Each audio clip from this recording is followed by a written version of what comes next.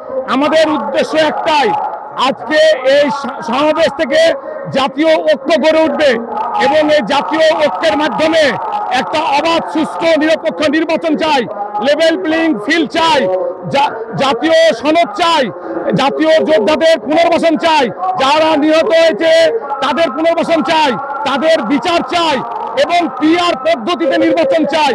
PR পদ্ধতিতে নির্বাচন যদি হয়, ইনশাল্লাহ গোটা মানুষ, গোটা বাংলাদেশের 18-20 কোটি মানুষ সবাই শান্তি পাবে এবং কোনো ভোট বাণিজ্য হবে না, কোনো ভোট বাণিজ্য হবে না, কোনো নমিনেশন বাণিজ্য হবে না, সবাই সুখে শান্তিতে, চাঁদাবাজি থাকবে না।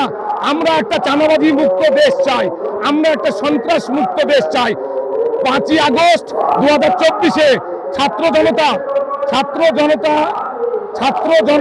5ই আগস্ট 2024-এ আমাদের যে দ্বিতীয় স্বাধীনতা এনে দিয়েছে, এই স্বাধীনতার সুফল আমরা এখনো পাইনি।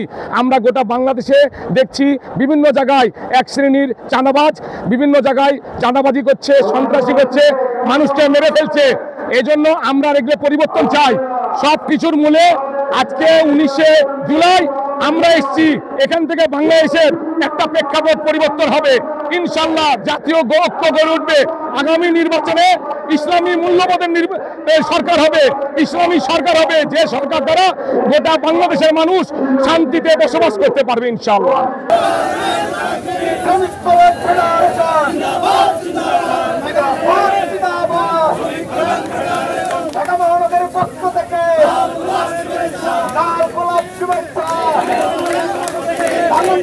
পক্ষ থেকে লাল গোলাপ শুভেচ্ছা,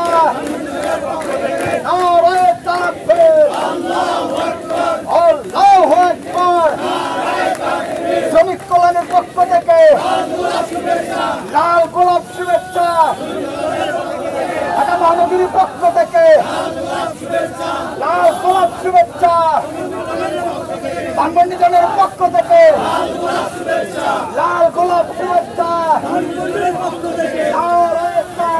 দেখছি যে শাহবাগ চত্বর থেকে বিপুল সংখ্যক সমর্থনকারী এখানে উপস্থিত হয়েছে, বিভিন্ন তাদের দলীয় পতাকা সহ বাংলাদেশের পতাকা নিয়ে, এবং তাদের যে দলীয় প্রতীক সেটি হচ্ছে যে দাঁড়িপাল্লা, সেই দাঁড়িপাল্লা নিয়ে তারা উপস্থিত হয়েছে বিভিন্ন জেলা, উপজেলা এবং ইউনিয়ন পর্যায় থেকে, বাংলাদেশের বিভিন্ন প্রান্ত থেকে। আমরা দেখছি এই মুহূর্তে আসলে লোকারণ্য জনসমাগমে, জনসমুদ্রে পরিণত হয়েছে বাংলাদেশ জামাত ইসলামের এই আজকের সমাবেশ।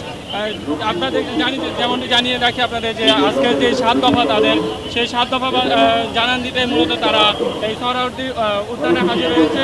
তাদের যে 7টি দফা রয়েছে সেটি হচ্ছে যে আমরা পিআর পদ্ধতিতে জাতীয় নির্বাচন, আগামী যে আসন্ন নির্বাচন, সেই আসন্ন নির্বাচনকে ঘিরে তাদের যে প্রস্তাব সেটি হচ্ছে যে পিআর নির্বাচন পদ্ধতি এবং জুলাই গণঅভ্যুত্থানের শহীদ ও আহতদের পরিবারের পুনর্বাসন।